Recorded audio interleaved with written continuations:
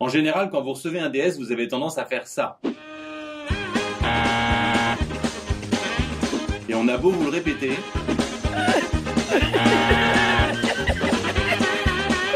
c'est comme si vous ne pouviez pas vous en empêcher.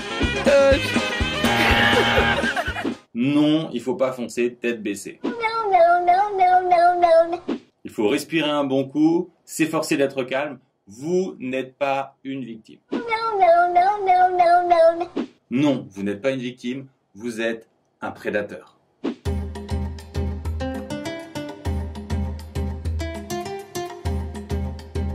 Comme un lion, vous survolez votre devoir à la recherche d'une proie facile.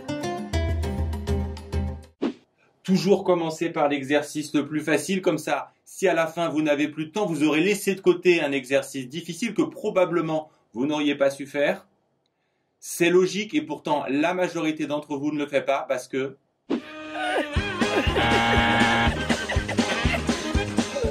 dans les matières à exercice, si vous n'avez pas le temps de tout finir, ce n'est pas grave. Il faut toujours privilégier la qualité à la quantité. Et si en général vous avez moins de 14, c'est tout simplement normal que pour l'instant vous n'arriviez pas à terminer. La vitesse viendra avec le temps et la pratique si vous vous entraînez régulièrement. Dans les matières à plumes, prenez bien le temps d'analyser le sujet, puis au brouillon, faites tranquillement votre plan, puis toujours au brouillon, rédigez complètement votre introduction. L'intro, c'est la première impression. Il faut bien que vous compreniez qu'à la fin de la lecture de votre intro, le correcteur aura une très bonne idée de votre copie et de votre note. Alors, mettez-y l'énergie et le temps qu'il faut. Le correcteur le sentira. Logiquement, tout le reste se rédige donc directement sur la copie. Attention au timing. Si vous sentez que vous êtes en retard, raccourcissez toutes les parties que vous n'avez pas encore rédigées. À la différence des matières à exercice, il faut absolument finir. Vous ne pouvez pas sauter la conclusion. Et vous devez vous garder un peu de temps pour vous relire. Donc si vous êtes en retard, ne vous étalez surtout pas. Encore une fois, privilégiez la qualité à la quantité. Dans ces matières, la relecture peut se faire à la fin. Elle consiste en priorité à chasser les fautes d'orthographe, les mots oubliés et les tournures maladroites qu'il faut s'efforcer de reprendre sans transformer sa copie en un brouillon d'écrivain. Par contre, dans les matières à exercice, il faut absolument se relire au fur et à mesure. En effet, en maths et en physique, les erreurs ont tendance à s'accumuler.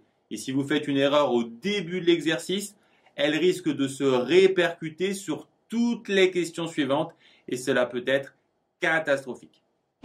Même si vous avez une belle écriture et encore plus si ce n'est pas le cas, il faut soigner votre présentation.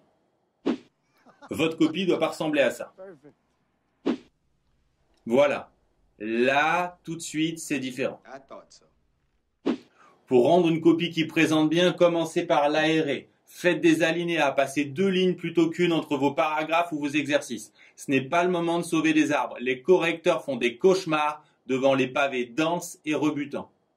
N'oubliez pas que les correcteurs ont des dizaines de copies à corriger, donc soulignez les résultats, les applications numériques et encadrez les formules de fin d'exercice pour 2 raisons. D'abord, vous ferez gagner du temps au correcteur qui saura l'apprécier et vous récompenser.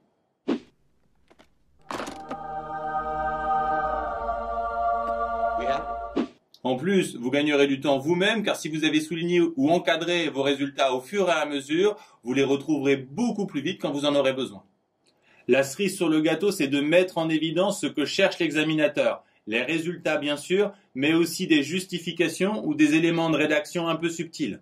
C'est une manière de lui dire « ça, je sais que c'est important pour toi et je te donne exactement ce que tu veux ».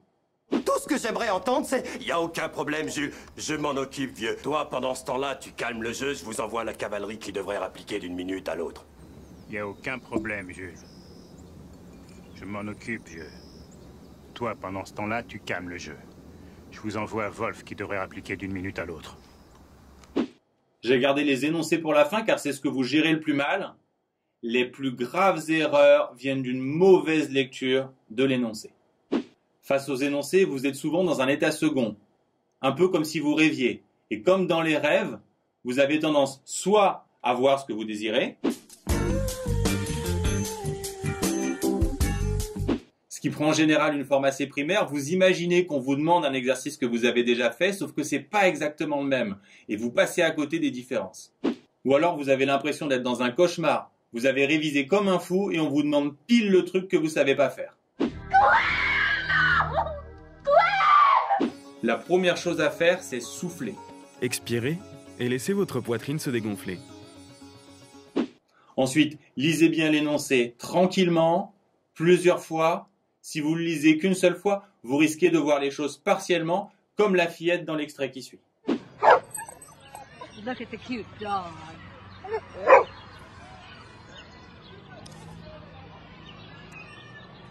En relisant une deuxième fois, vous prendrez en compte tous les éléments et comprendrez ce qui se passe. Look at the cute dog.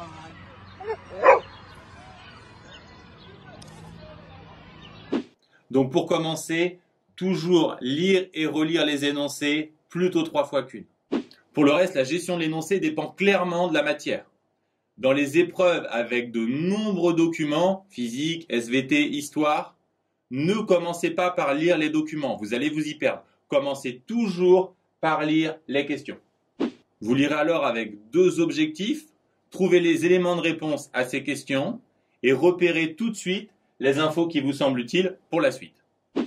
En maths, lisez toujours l'énoncé dans sa globalité. Le but est de sentir la logique d'ensemble de l'exercice et de trouver les liens entre les questions. Comme ça, une fois lancé, vous allez gagner un temps monstre car vous aurez une bonne idée de là où vous allez. Plus facile, mais tout aussi important, repérez au plus tôt les réponses données aux premières questions dans les suivantes. Comme ça, si vous avez trouvé le résultat attendu, vous n'aurez pas besoin de relire vos calculs et dans le cas contraire, vous pourrez vous rattraper.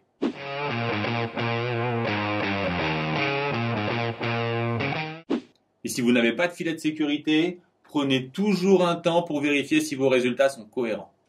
Enfin, dans les matières à plumes, une mauvaise lecture de l'énoncé est encore plus dramatique, car elle peut vous conduire à la pire chose qui peut vous arriver, le hors-sujet, qui grosso modo peut diviser votre note par 2 ou 3. Pour éviter le hors-sujet, la première chose à savoir, c'est qu'on n'attend pas que vous récitiez votre leçon. Parfois, comme en SVT ou en histoire, on peut vous demander de restituer une partie de votre leçon.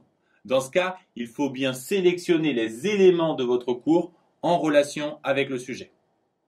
Il ne s'agit pas de montrer que vous avez appris votre leçon, mais que vous êtes capable d'utiliser votre cours pour fournir une réponse argumentée à la question posée.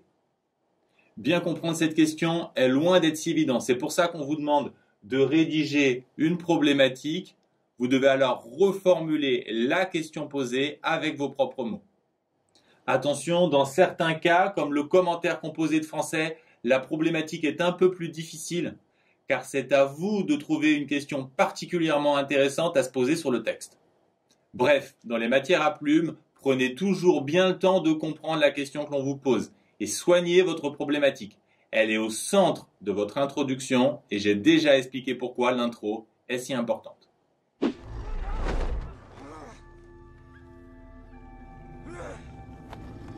Enfin, si vous avez l'impression que votre problème c'est le stress, n'oubliez pas que le sport est l'une des façons les plus efficaces de le diminuer.